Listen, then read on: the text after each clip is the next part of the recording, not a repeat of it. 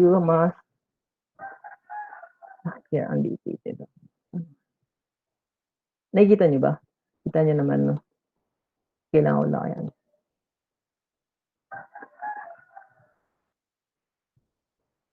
Okay. So, steps in developing a research topic. First, na may choose a broad topic. Kapag pipili kayo na research topic ninyo, you must consider this. Choose an interesting topic. So, doing a research is a challenging task that demands time and persistence. So, thus, your research topic must be something you're passionate about.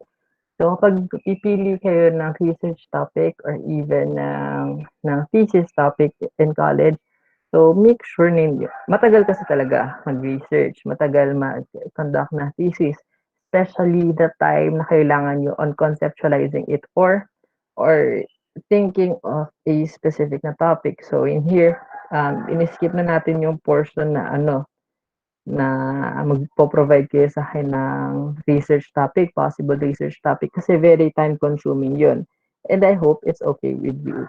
Yung ganon. Pero kasi, pag nag-college kayo, collegiate level na thesis, discouraged na bibigyan kayo ng research topic na advisor ninyo. Bakit? So, kasi, ang paggawa ng research, it is a very long task. Tagal siya gawin. Tapos, most of the time, you may encounter failures during those your experimental na setup. Pwede mangyari yon. Ako, for me, na-delay ako ng 1 year sa thesis ko. Na-delay ako ng 1 year sa thesis ko. 4 years lang dapat yung course ko, but I graduated after 5 years. So, tapos ko na lahat ng subjects for ng saktong 4 years. Pero hindi ako nakagraduate agad. Kasi mahalagang hindi ka papagraduate din, lalo na sa UP for those who are aiming in UP, to study in UP. Hindi ka papagraduate ng wala kang thesis. Hindi mo tapos yung thesis mo. Kahit napasa mo lahat ng subjects mo, hindi ka nila papagraduate din. Okay? So, kaya naman yung first step dyan is to choose an interesting topic. Interesting for you, not interesting for your advisor. Kasi your topic would help you on striving to finish it. Yun yung tutulong, yun yung magiging drive mo para tapusin siya. At first pa lang, na hindi mo gusto yung research topic na ginagawa ninyo, ay magkakaproblema ka na. Kasi kapag umalya ka dun sa may research topic mo, hindi mo, or wala kang gana para ayusin siya, yung research mo. So, kaya naman in our class, I allowed you to choose a topic from the list of research that I have given. Pero I know that some topics in there ay hindi talaga ninyo totally gustong-gusto. So, kaya naman, other groups, inallow ko sila to do a research that they would like to pursue. Example of this is yung sa group ni na Austria, yung kina Di Maalo. So, sila yung nag-provide no research topic na interested sila. Okay? Tapos, next, in choosing a broad topic, first, you must select, you must also select a significant topic. Aside from choosing that topic because it entertains you or it's what you like. Ayos naman. Hi. So, you must also make sure that the topic you are making as a research is significant. Okay, the topic should be worth researching and should at least help solve problems in a community or group of people. So no one would be interested to a topic that does not address a real world problem or has no relevance. So kapag walang relevance or walang maitutulong yung research topic mo na iniisip, you might as well drop it. Okay? Kasi ang problema nan is walang pursue or walang magko-continue ng research topic mo kahit na ba magdagdag ka nun sa recommendations mo. Walang significance. Wala kang matutulungan. So wala lang din parang worth yung research mo if you won't have it if you won't have a significant topic. So thinking of a significant topic starts by looking at your household. So neighborhood, school, group of friends, or local community for a common problem or difficulty. So me myself, sa thesis ko nun, I really had a hard time on choosing my topic. Isipin niyo yun, nadali ako ng isang taon. Tapos ang isang taon ko nun na ginagawa. Wala akong ina-attendang klase. Wala akong klase. So, ang ginagawa ko lang, napunta lang ako sa lab, tapos nagpapa-consult sa may advisor ko for, hindi naman for the whole 1 year. So, for, yung fourth year kasi, yung fourth na year ko, nag-start na magpa-consult doon. Tapos, pero hindi niya talaga ako binigyan ng research topic. Hindi niya ako binigyan ng research topic kasi yung gusto niya, gusto ko yung research topic. Tapos, paano ko nakaisip nun ng research topic? Sabi niya,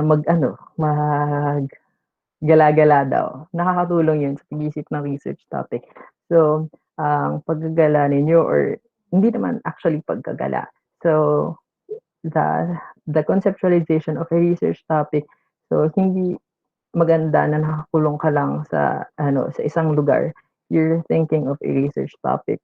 So, mahalaga na or maganda na is you should observe communities, people, neighborhoods. So you observe what they are doing, ano yung problema nila, ano kaya yung possible na pwede mong maitulong sa kanila. That would make your topic significant. Okay?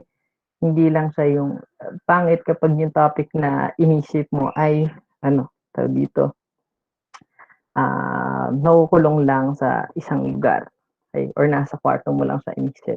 Mas marami kang matatahal na real world na solution kapag ang inobserve mo ay across group of people. Okay? So, and then another part, bakit yun?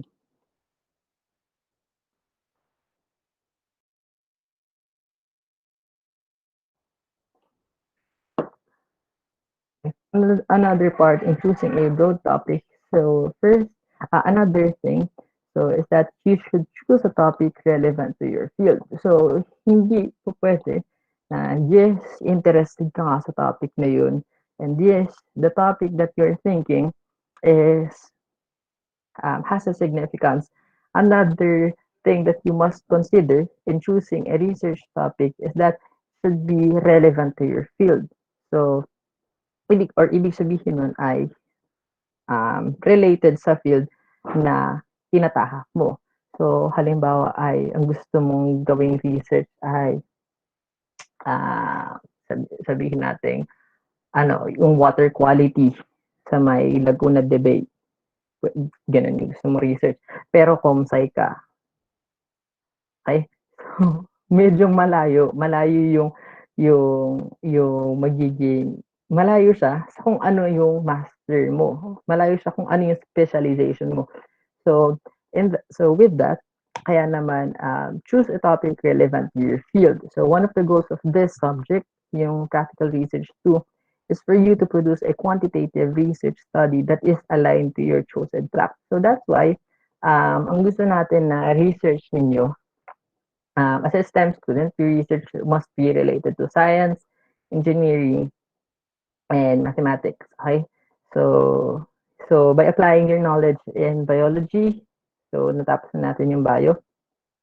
Chemistry, you're already having your chemistry classes and physics. So mathematics, basic mathematics or general mathematics, calculus, nag-pre-cal na kayo, and basic calculus, and statistics. That should be yung knowledge nyo about those subjects should be applied sa may chosen nyo na research topic. So, kaya naman halimbawa ay I remember a group na, I think it's from Einstein. I think it's from Einstein. Nung Pr2 pa nila, yung gusto nilang topic ay parang survey tapos parang cost analysis. Okay? So, yes, it may be in line of what you are interested in, and also pwede na magkaroon siya ng large significance yung study na ikakandak nung galing sa group na yon last year sa may PR1. Kaso ang problema ay hindi siya relevant sa field na gusto ninyo or sa field na meron kayo or sa track na meron kayo. So, STEM kayo na student. So, yung mga gano'n na klase ng research, mga cost analysis, survey on the preference, consumer preference nung isang product, hindi siya in line sa isang STEM student. So, it's more on parang sa ABM na track yun. So that is for the last part that you should consider. It should be relevant to your field. So I'm choosing also a broad topic in the event that the three tips above do not shed some light on your mind. Other sources of ideas like ones below may be available for you. So first, you can use a link from the DOST. Merong link yung DOST and they have a list of researches that they are willing to fund and even that they have already conducted. You can get some ideas from that. And then another thing that you can do, magwala ka maigsik na research topic. So, review of related literature. Basa-basa ka ng mga RRLs. So, by reading scientific journals or articles in Elsevier, take note of this. This is very helpful na website. Elsevier, Science Direct, tapos ResearchGate, and other publishing houses. Pwede nyo siyang i-view sa may online. Tapos tuturuan ko kayo kung paano mag-download ng scientific articles from those na pwede ninyong i-paraphrase sa next na meeting. So, and other publishing houses, you may think of a significant research topic. So, from these sources, pwede ka ang madaling paraan na gumawa ng research topic, basa ka ng, hanap ka ng interested ka na idea. Halimbawa ay, ang gusto mong idea is all about um, uric acid. Halimbawa ay prevention ng uric acid.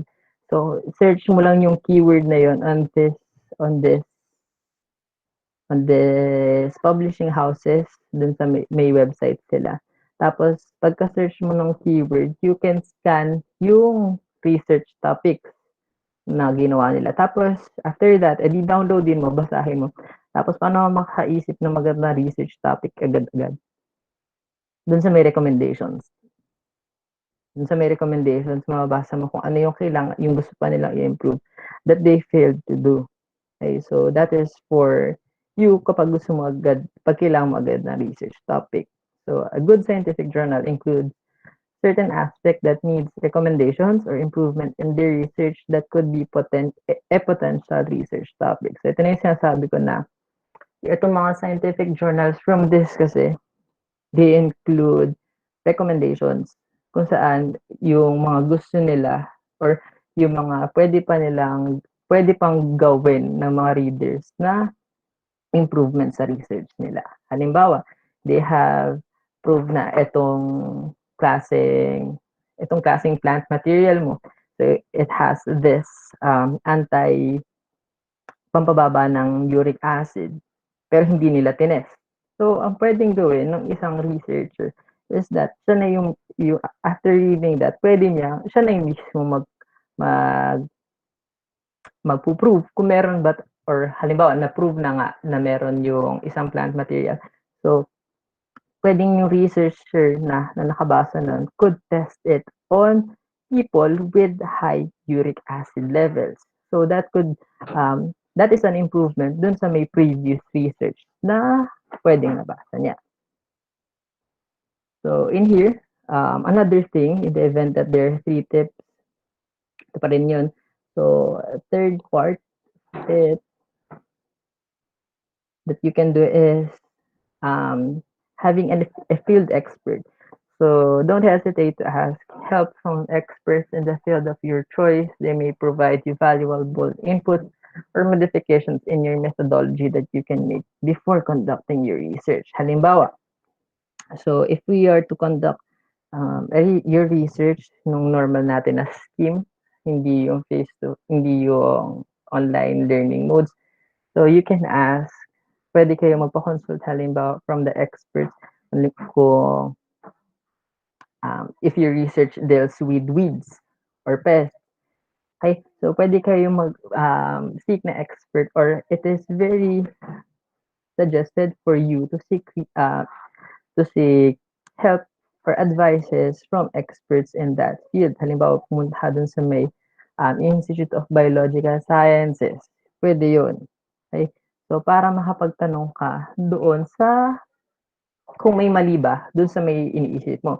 Kasi yung mga experts na pwede mong mapagtanungan, halimbawa may naisip ka na research topic, tapos since they're an expert in that field, pwedeng sabihin nila na, baka nagawa na yan. That's already been done. So, or I think you can approach this in another perspective.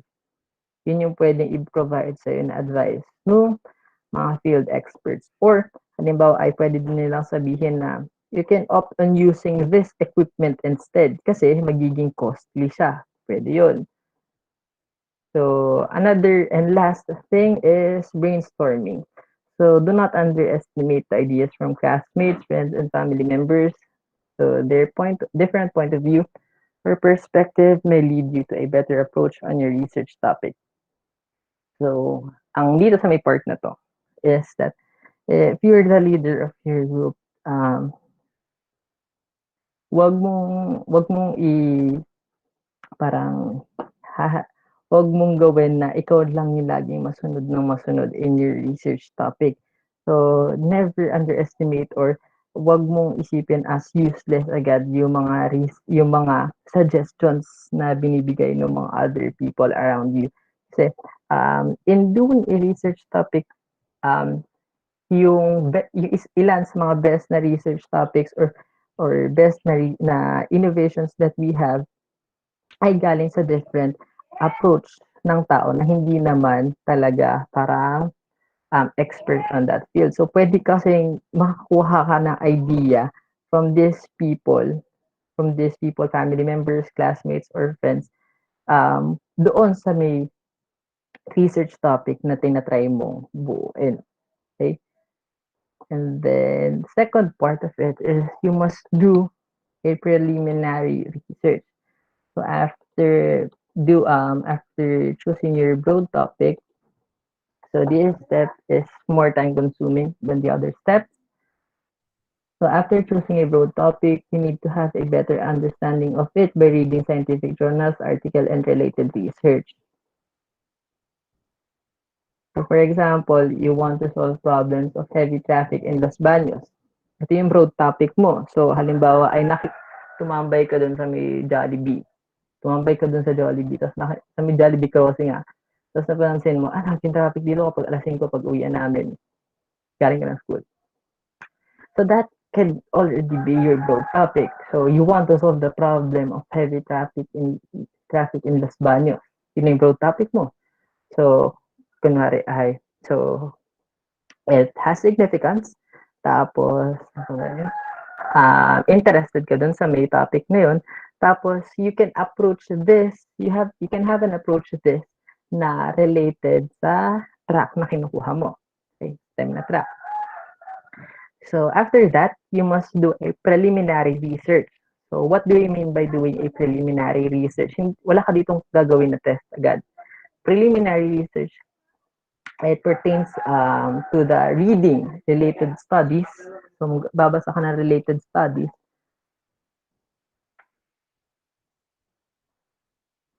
With relevant information, example of which are about how to solve heavy traffic. So, ang gusto mo dito, di ba, na topic is you want to solve the problem of heavy traffic in Los Baños, Laguna. Pero paano mo siya masosolve agad-agad? So, first, kailangan mong magbasa. So, kaya pumapasok dyan na do a preliminary research. How? By reading scientific journals. So, in here, examples of which are about how to solve a heavy traffic. Isa yung sa kailangan mong basahin. So, kailangan mong magbasa kung paano ba nasosolve yung heavy traffic. Halimbawa, on other countries or on other municipalities, kailangan mong magbasa about doon. So, what causes heavy traffic? Kailangan mo din siyempre basahin yun.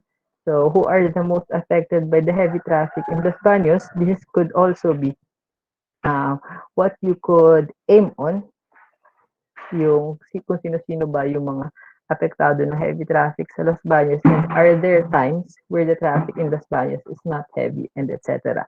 So you can list several things that is related doon sa may research mo. So since ang research mo would be dealing with solving the problem of heavy traffic in Los Baños, ito yung mga ilan sa mga bagay na kailangan mong alamin when you want to solve this problem.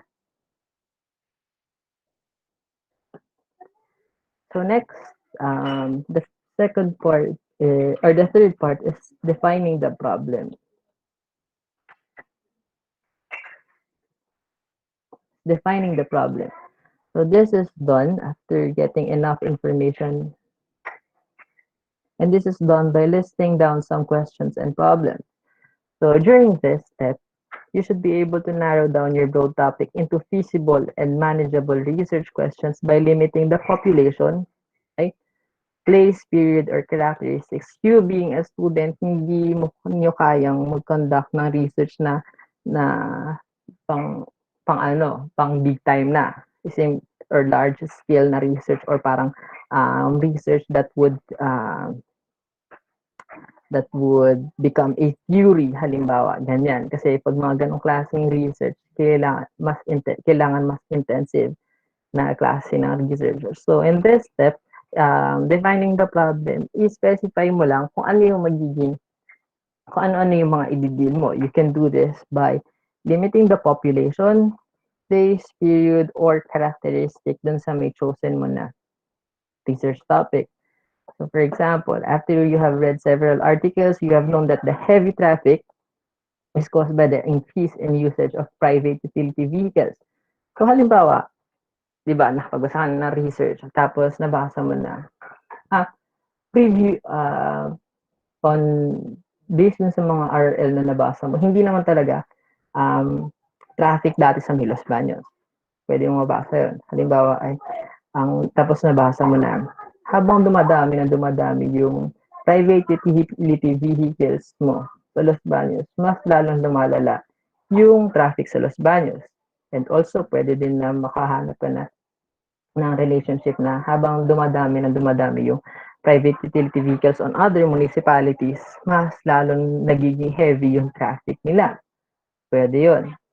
So, or you could have another related studies that says that the heavy traffic is compressed only on rush hours in Las Baños. So, pwede mo rin mabasa after doing a preliminary research na hindi naman laging traffic sa Las Baños mula ng 24/7. So, pwede mo mabasa na during rush hours lang nagkakaroon ng traffic. And halimbawa ay sabihin na from 8 a.m. to 9 a.m. tapos 4 p.m. to 5 p.m. lang yung oras na may traffic sa Los Baños. Pwede mong mahanap yun after conducting a preliminary research. Tapos pwede rin na mahanap mo sa preliminary research mo na during those times kasi, yun yung pasok ng mga employees and ng mga students. Tapos awas nila. So yun. So from here, you may consider to open new routes for the private vehicles. So from the first from this information, halimbawa, if ito yung nalaman mo, after you've had several articles, you have known that the heavy traffic is caused by the increase in usage of private utility vehicles, pwede mong i-approach yung problem by this. You may consider to open new route for the private vehicles. So if you were to open new routes, halimbawa papunta sa may Jamboree, para dun sa mga vehicles mo na papunta ng UP Los Baños, that could probably ease the heavy traffic in Los Baños. So, pwede mo siya maisip as a possible na solution. So, or even road widening. So, dyan natin nakuha yung mga ideas natin kagaya ng road widening. So, in here, in refining the question, so this step lets you evaluate the questions formulated. Some of these are what specific questions you should ask, How should you gather your data sufficient to answer the questions? Are the questions too narrow or does it need to be trimmed down? So while evaluating the research question, consider the requirements of the course. How much time are you given to finish the research? What resources do you need? And are they available? So dito, sa may refine this question, halimbawa ay, dito mo na tatanungin yung sarili mo kung kaya mo bang gawin yung mga ganong bagay. So what resources do you need and are they available? Kaya mo bang mag-provide ng new routes for solving the heavy traffic in Los Baños? Pues, hindi mo kayang gawin yun. But what you could do is probably ask the municipal government of Los Baños to open that for a little while or for pag nakapag-apply ka ng letter, pwede mo siya ipa-open for halimbawa for this week only just to test kung mapapababa ba yung yung traffic during rush hours. Pwede yun. So, what resources do you have? How much time you are given to finish the research? And many things. So, dito na papasok yun. So, an example of this is on how are you going to identify if the road widening or rerouting is effective. Paano malaman kapag naging effective ka? Okay, so other than that, so halimbawa, paano yung sinabi ko dito? Okay, sinabi ko sa dito. Other than that, other questions such as how are we going to measure its effectiveness? So it could be done by pre and post rerouting, widening, and then measure the estimated waiting time during rush hours 8 p.m. Okay. So during this time, so halimbawa nakausap mo si Mayor na sige, open natin yung Jamboree na na daan or na route for an alternative route ng papunta ng Los Baños, ng UP Los Baños. So if sige, posible na siyang gawin. So dito na sa may refine the question, paano mo paano mo i-assess kung naging effective ba yung research mo? Paano natin gagawin yun? So kailangan mo dito ng measurement. Kailangan mo ng something na i-measure. So here, paano mo masasabi na effective yung rerouting mo? So, tapos dinefine nga natin na nalaman na natin kanina, 'di ba, na during rush hours lang. Base dun sa may RL mo, rush hours lang, 8 a.m. and 5 p.m. So, specify, hindi mahirap. Bakit kailangan natin i-specify na 8 a.m. na 5 p.m. lang? Kasi kung i-monitor mo siya all throughout the day, that would be a very tedious na research. Kaya kailangan natin dito siya na i-limit na 8 a.m. and 5 p.m. lang. Dito yan sa may parteng define the problem. Limiting the population, place, or period. Nilimit natin ng 8 a.m. to 5 p.m. 8 a.m. and 5 p.m. lang. Hindi 8 a.m. to 5 p.m. So, after that, paano malaman kung effective? So, syempre kailangan may measurements ka. Sa measurements na yun, kailangan mong gamitin ng statistical analysis. So, pwede mong gawin dito is pwede kang pwede mo i-measure yung waiting time. Ano yung waiting time? Waiting time ng vehicle mo before siya, halimbawa, pwede mo i-measure from Anos, papunta ng Robinson. Doon ka talaga magkakaroon ng heavy traffic. So, pwede mong i-measure, halimbawa, ay kung gaano katagal niya mapupuntahan yung from Anos, halimbawa, Olivares, papunta Robinson. Nakasakay ha, hindi hindi naglalakad. Nakasakay from Olivares Plaza to Robinson. Pwede mo i-measure yung time that would take the vehicle. Okay. So, halimbawa, pwedeng 20 minutes, 30 minutes, or even more during 8 a.m. and 5 p.m. Tapos, yun yung pre mo. Okay? Yun yung pre. Tapos, pwedeng after opening or after the rerouting, you could again measure yung magiging average na time mo from point A, yung Olivares mo, to Robinson. Halimbawa, from 30 minutes na average na waiting time bago ka makapunta. From 30 minutes, bumaba siya ng 20 minutes. after ng rerouting. Okay? So, ibig sabihin, magkakaroon ka dapat dito ng data. Tama? Sige, sinyo. So, magkakaroon ka dapat dito ng data. So, from that data, paano mo mako-confirm kung naging effective yun? So, in this part, defining the question, kailangan mong i-state kung ano yung klase ng statistical tool ang gagamitin mo. So, in this experiment, one-way ANOVA is suggested to determine if there is significant change on pre and post treatment. Yung pre-rerouting mo, saka yung post-rerouting. So, na-discuss niyo yung ANOVA nung stat ninyo?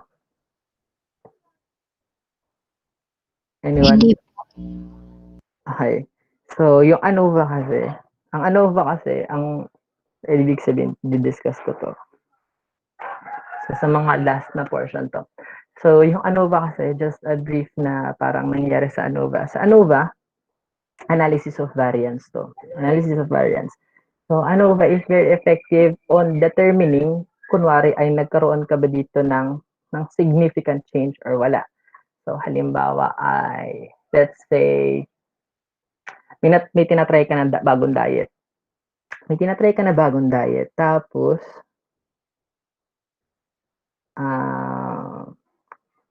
gusto mong malaman kung effective yung diet mo or not. Ay, gusto malaman if effective yung diet mo or not. So, for the first week, before you have your diet, so mineasure mo kung nawalan ka ng weight. So, halimbawa ay, halimbawa ay 0.5 kilos ang nawala sa'yo for the first week nang hindi mo pa ginagawa yung diet, ha. And then you could have another week kung saan mineasure mo yung weight loss mo after trying that certain diet.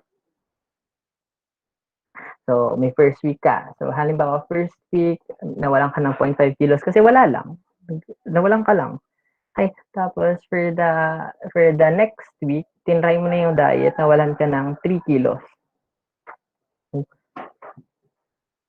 So, sa may ANOVA kasi, ang parang ang gagawin dyan is that it would know, your data would be tested if that difference or that change na ginawa mo, yung pagbabago na ginawa mo sa treatment mo, ang naka-apekto ba talaga doon sa dependent variables mo?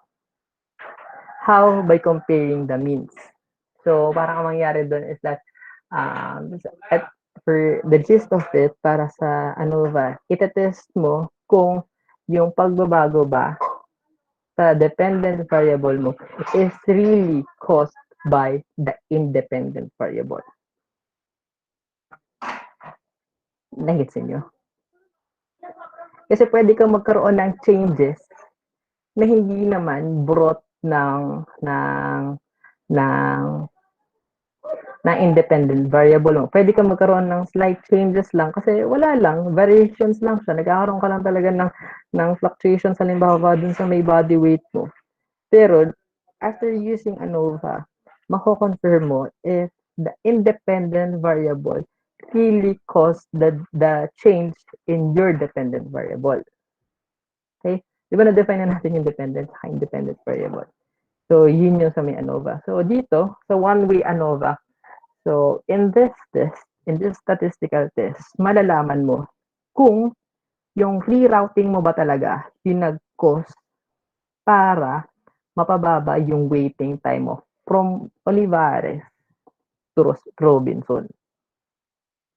Kasi pwedeng, halimbawa ay, pwedeng ang maging resulta mo dito is from 25 minutes pre before rerouting, tapos naging 24.5 minutes lang siya. Nagkaroon ng change. Yes, tama, nagkaroon ng change. Pero sa ANOVA, malalaman mo if yung change na yun is really caused by the rerouting. So probably, ang magiging sagot doon is wala, hindi significant or wala ding, so kung ganun ang change na nangyari, from 25 to 24.5, ang probable na magiging sagot ng ANOVA dito is that ay hindi effective yung rerouting mo. Wala siyang pagbabago na mangyayari. Walang pagbabago na maibibigay yung rerouting mo. Nagigets niyo? Nagigets niyo ba? Opo. Okay. So yun yung para dun sa may ano ba. So pwede niya ma-confirm if yung test mo or yung treatment mo really made that change. Hindi yung wala lang. Kasi you could have small differences or tiny differences na difference nga, pero hindi naman significant. And then next, you have, for another example, you have in here, okay, so another example that I've made, so for this example, so broad topic, you want to increase the, you want to increase the milk production of your cattle. So ito yung broad topic mo. So bakit? So it could be, this is the topic that you're interested in.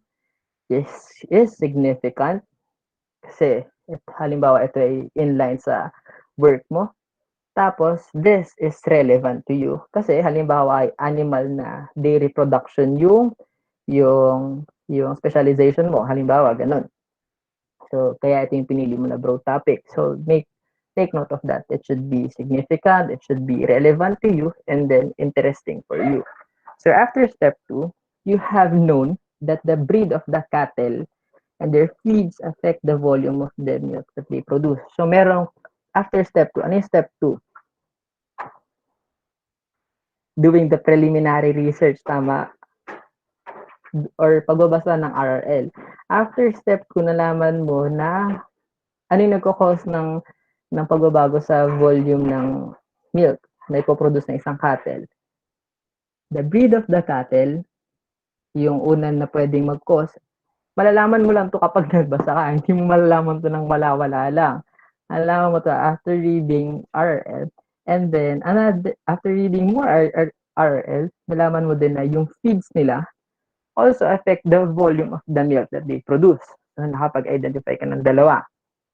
The breed of the cattle and the feeds affect the volume of the milk that they produce after step 2. Kasi preliminary research to, basa ng RRL. And then after step 3, yung step 3 natin, this is the define the problem. Tama, define the problem. Saan yun? Okay, step 3 is define the problem. Okay. Step 3, you have known that the breed of your cattle produces less milk. Ito na yun, define the problem. So, you want to increase the milk production of your cattle. And ano yung na-identify mo na problem dito? You have known that the breed of your cattle produces less milk. Nalaman mo na siya. Bakit? Compared to other breeds. Kasi, paano mo nalaman na mas kaunti yung milk niya?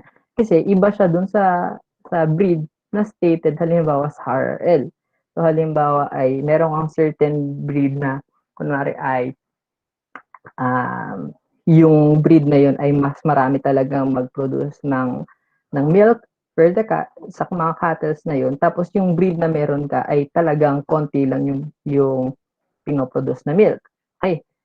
So, defining the problem. And that your cattle receives low protein and fiber feed meal. So, paano mo nalaman to? Siyempre, ikaw yung cattle mo to ikaw yung nagpapakainan. Alam mo kung, halimbawa, puro damo lang ba yung pinapakain mo, wala kang feeds na ibang binibigay. So, ito na yung defining the problem na part. Alaman mo na iba yung breed na meron ka sa mga breeds that likely to produce more milk. Tapos, yung feeds pa na binibigay mo is ay mababa sa protein tapos fiber. Tapos nalaman mo dito na yung protein and fiber affects the volume of the milk after reading RL. So for the step 4, ano na yung step 4 natin? Step 4 is the define the question. After step 4, you should be able to define your research better based on step 3. You can either crossbreed your cow with other breeds. Ito yung pwede mo nang gawin. So, pwede kang bumili ng breeds ng other cows that you have known na marami mag-produce ng milk and or change their meal or feeds or yung diet na binibili mo sa kanila. You can either or pwede mo silang gawin pareho. So, yun yung pwede mong gawin na pagbabago or for your research para or as a solution for to increase the milk production sa cattle na meron ka. So, also, during the step 4, kailangan ay yung statistical tool that you're going to use to confirm the validity of results should be identified by this point. So, during this point, step 4, kailangan alam mo na kung ano-ano yung kailangan mo i-measure. Halimbawa, siyempre, ano yung kailangan mo i-measure dito? Hello? Ano yung kailangan mo i-measure dito? Anyone? Anyone? Ano yung pwede natin i-measure dito? Uy, quantitative research to ha. Hindi lang, dumami. Woo! Anyone?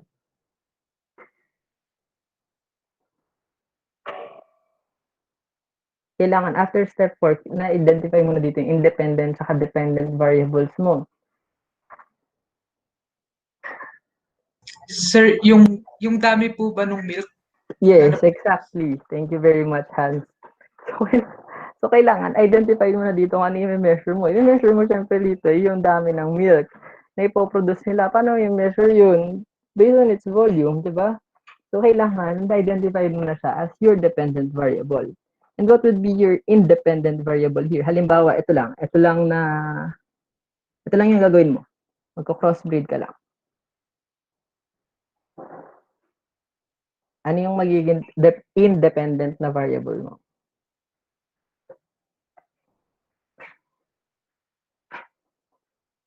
The Sir, yung independent... breed po? Yes. Thank you very much. Si nagsabi nun, si Apolonio, tsaka si... Sino yung isa na nagsabi? Si Orville. Si Mr. Atanasio. So, yung another na treatment or or the independent variable here would be the breed. Meron ka dito ang breed yung breed mo nung cattle na meron ka, tapos pwedeng compared to the breed na nabili mo, yung bagong breed, tapos compared to the breed no crossbreed na. You could have three na independent na variables here, your original na breed, yung breed na binili mo, tapos yung crossbreed. Okay? Tapos, ano yung compare mo? Kailangan may measure ka dito. Compare mo yung milk production nila. Okay? So, that could be our example 1. Actually, pinakamahirap to sa may research. Hirap pala gumawa ng ng mga examples para sa research. Ako kasi nagawa nito eh. Okay, for example number 2, the broad topic that you have made. You want to increase the shelf life of your homemade fish drink. Yung topic na gusto mo. So after step 2, you have step 2 hindi ko na sinasabi na na doing a preliminary research Galing na yun dun sa may taas. Okay? So after step 2, ito na yung pagbabasa ng RL. You have known that the pH, sugar concentration, thermal treatment, kagaya ng pasteurization and storage conditions affect the shelf life of juices. Okay, bakit mo kailangan malaman yun? Kasi ang gusto mo is increase the shelf life. Shelf life pertains to kung gaano siya tatagal bago masira yung juice mo. So you have known that the pH of the juice, the pH, power of hydrogen, the hydronium ion concentration affects the shelf life of the juice or lengthens the shelf life, sugar concentration, thermal treatment kagaya ng pasteurization, and storage conditions. So kung malamig ba siya or room temperature, it could affect the shelf life ng juice. Okay? So that is after reading RL. So dapat makikita itong mga bagay na to sa may RL mo. And then after step 3, you have known that you didn't pasteurize your juice. Anong malaman to? Ikaw yung gumagawa ng juice eh. Alam mo na hindi mo na pasteurize yung juice. Kapag nagbabasa ka kasi ng RL, malalaman mo na, ito yung mali ko, hindi ko ito nagawa. So, you didn't pasteurize your juice and that you don't want to change the pH and sugar concentration because it might change the taste. So, ito yung factors mo that could affect pH, sugar concentration, thermal treatment, and storage conditions. pH, hindi napag-desisyonan mo na hindi mo nababaguhin yung pH kasi tsaka yung sugar concentration kasi sinabi mo na perfect na yung juice yung timpla mo ng juice, sabi mo masarap na yun. Hindi ko nababaguhin yun. So, ang gagawin mo na lang dito, ang pinag-decidean mo, is that you would employ pasteurization. Okay? Tapos, after step 4, the refining the question, you can opt to pasteurize your juice by subjecting it to different temperatures after putting it inside your container. Sabihin, you, di ba after step 4, kailangan mo na ma-identify yung dependent at independent variables mo sa gagawin mo research eh. So, after step 4, gagawin mo dito, subjecting it to different temperatures. Pasteurization para siyang lulutuin lang. Ganun. Okay? So, after step 4, napag-desisyonan mo na, itetest mo siya at ipapasteurize mo siya at 60 degrees Celsius, 70 degrees Celsius, 80 degrees Celsius. Halimbawa, yun yung tatlong temperatures na ginawa mo. Then, you could vary the temperature to see how it lengthens the shelf life. So, halimbawa, pinag-desisyonan mo na initin mo lang siya or ipapasteurize mo lang siya for 20 minutes. So, you could have 20 minutes as your controlled variable. 20 minutes, isasubject mo siya sa 20 minutes lahat, yung treatments mo. Tapos, ano yung independent variables mo dito? Independent variable mo dito would be your temperature, kung saan mo siya i-heat. 60, 70, 80. So, 60, 70, 80, itetest mo ngayon kung na-lengthen ba yung shelf life. Paano malaman yun? So, yun yung independent, di ba? What could be our dependent variable? Ano yung measure natin?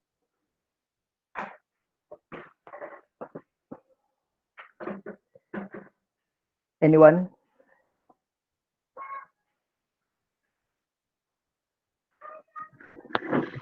The pasture-raised juice po, sir. Ano yung measure natin? Ano yung measure mo? Sir, yung sa pasture-raised juice po. Ano yung specific na measure mo sa kanya? Sir, yung amount po. Amount? Anybody else? Amount ng? Shelf life. Shelf life. Paano natin i-measure? Yes, of course, the shelf life. Pero paano kaya natin malalaman yung shelf life nito? Sir, yung expiration date po ba? Expiration date. Paano natin malalaman yung expiration date? Sa taste, sir. So, test. Time, sir. Concentration. Saktuhan na lang kung sira na pala, no? Ganon. Time? Yes, time ay measure dito. Okay, thank you very much. So, time ay measure dito. Halimbawa, you could identify ano ba yung sign na nasira na yung juice. Halimbawa, ay tinubuan ka na dito ng halimbawa ay ano kaya? Halimbawa, nag-start na siya maging turbid. You know what turbid is? Alam niyo yung turbid? Malabo. Kunwari, malabo. Hello, naintindihan niyo? Ibig sabihin ng turbid is malabo. Okay? So, halimbawa is, that could be the sign na na nag-start na mag-spoil kung malabo. Okay? So, what you could do is for the 60, 70, and 80 degrees Celsius na treatments mo, pareho lang din naman ang time. Tapos, syempre, kailangan mo silang store at same storage conditions. Diba? Kasi sinabi na dito that it could affect. Ibig sabihin, extraneous variable to. Okay? So that's why you, as much as possible, you want to control this. By how? You would need to subject them at the same storage conditions. Halimbawa, ay sa chiller mo siya ilalagay. So in here, kung ang sign mo na nag-start na siyang masira or pa-approach na siya ng spoilage or pagkasira ng juice is the turbidity or the panlalabo ng juice, pwedeng yun. So, pwede mo i-measure halimbawa ay after 7 days or every day.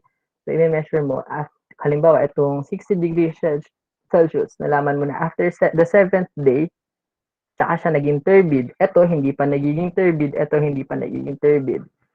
Tapos, ito, after the 10th day, naging turbid na. Ito, after the 14th day, naging turbid na. Okay? So, kailangan mo i-measure ka dito. So, meron ka dito 7, 10, and 14 na day measurement or hours. Pwede mo siya i-convert into hours. Tapos yun, yung hours na yun yung gagamitin mo sa statistical tool. Okay? So also, the statistical tool that you're going to use to confirm the validity of your results should be identified by this point. Kung ano man ang klase ng statistical test na gagamitin mo lang, kailangan mo siyang ma-identify during the step number 4. Okay? So, and then last part of this, so activity, this is by group, make a Word file containing the following, define the broad topic of your research. Sa research nito, by group to. Cite at least 4 relevant research topics so that are related to your research. This should be in paraphrase and with in-text citations. Their results must also be included. Ang gawin natin, so for the asynchronous classes natin, maghanap na kayo dun sa may Elsevier, sa may Science Direct, ng mga articles. Tapos, sa Friday, tuturo ko sa inyo kung paano i-download yun. Tapos, identify important, tapos doon natin siya sa time na yun, ipaparaphrase. Okay? Tapos, also, Zoom tayo nun, breakout rooms. Identify important factors, the dependent variables and independent variables and extraneous variables in your research. Use a reputable reference. And then lastly, based on your objectives, identify the method or statistical tool that you will use to validate your results. Ito yung kailangan natin gawin for the next na meeting. So this would be past next November 9. On November 9 ang pasahan nito ha. On November 9 yung pasahan nito.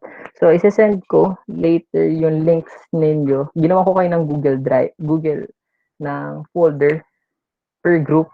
Ginawa ko kayo ng folder sa may Google Drive. Tapos isa-send ko yung link per group leader na lang. Okay? Per group leader. Para hindi po pwedeng i-edit. Huwag niyo i-share sa ibang grupo ha. Kasi pwede nilang burahin yung yung file niyo doon. Huwag niyo i-share. Pero mamaya ako na isa-send. So, that's the end of our meeting. Do you have any questions, class? Okay. So, easy lang naman yung yung Pr2. Actually, hindi siya challenging, no? Ang challenging na portion dito is yung output talaga. The output. Okay. So, if you don't have any other questions, tapos you may now leave the room. If you have questions pa, pwede nang magtanong. Maiwan na lang. So, that's it for today. Goodbye, class. Thank you po. Thank you po. Thank you po. Thank you po. Thank you po. Bye. I love you. Thank you po. Bye-bye. Sir, mag-ano po kami ng research. Yes. Ito yung sa kinapareha. Tapos, sino yung isa pang grupo? Kina-upload niyo yung pero hindi pa sila ngayon, no? Ngayon na po. Ngayon na din. Sorry. Sige.